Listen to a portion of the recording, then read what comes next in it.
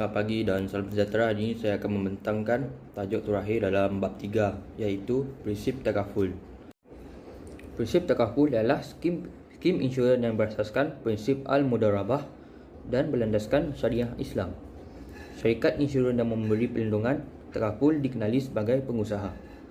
CD insurans dikenali sebagai peserta. Premium yang dibayar oleh peserta dicarumkan kepada dua akaun, iaitu akaun pelaburan 95% dan akaun khas 5%.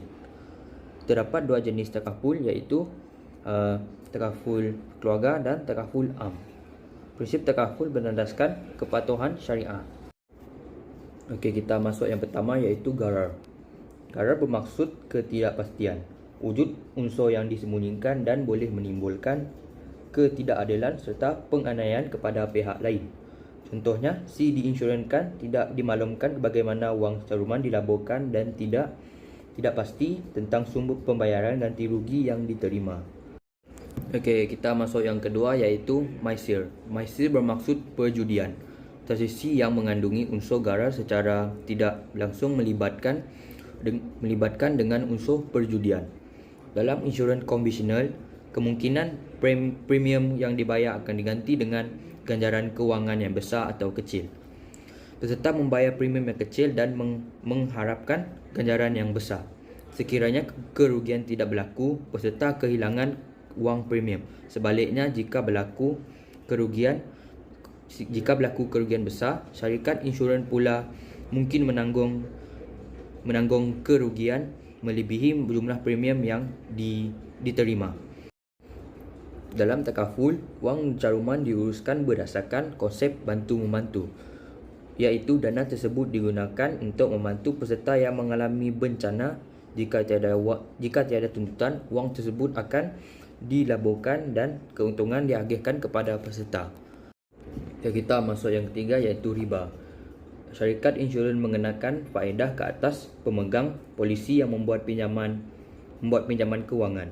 Unsur faedah telah dikenakan dalam penjanaan untung yang digunakan untuk pembayaran papasan sekiranya berlaku musibah. Yang ketiga adalah akad. Akad adalah persetujuan bersama dalam kalangan peserta takaful dengan pengendali takaful, iaitu syarikat takaful, dalam menjalankan peranan masing-masing.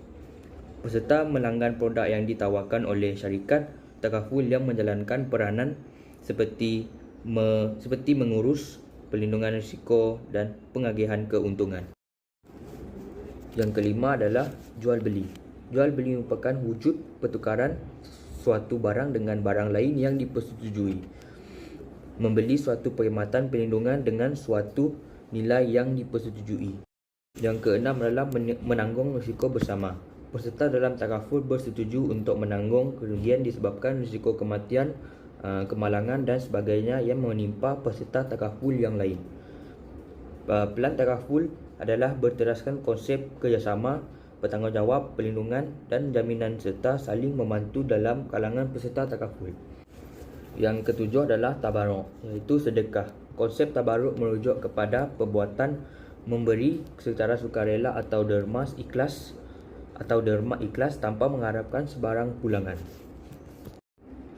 Ia dalam perbuatan menderma dengan ikhlas untuk mewujudkan dana bagi kebajikan bersama. Di dalam takaful, prinsip tabarruk menjadi asas pembentukan dana sumbangan yang dikongsi bersama oleh semua peserta.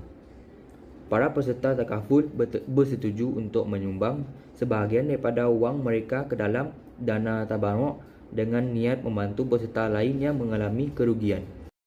Yang terakhir adalah simpanan ataupun pelaburan. Peserta ialah pemilik harta yang menyerahkan caduman takaful kepada pengendali takaful untuk diteruskan mengikut pelan takaful dengan membuat pelaburan. Fungsi utama pelaburan adalah untuk mendapatkan keuntungan. Peserta melantik pengenalan takaful untuk melaburkan dana peserta ke dalam perniagaan yang patuh syariah, dan keuntungan yang diperoleh akan dikongsi bersama oleh kedua pihak berdasarkan kadar perkongsian untung. Bidang pelaburan termasuklah hartanah, saham, simpanan bank dan pembiayaan. Itu sahaja daripada saya. Sekian, terima kasih.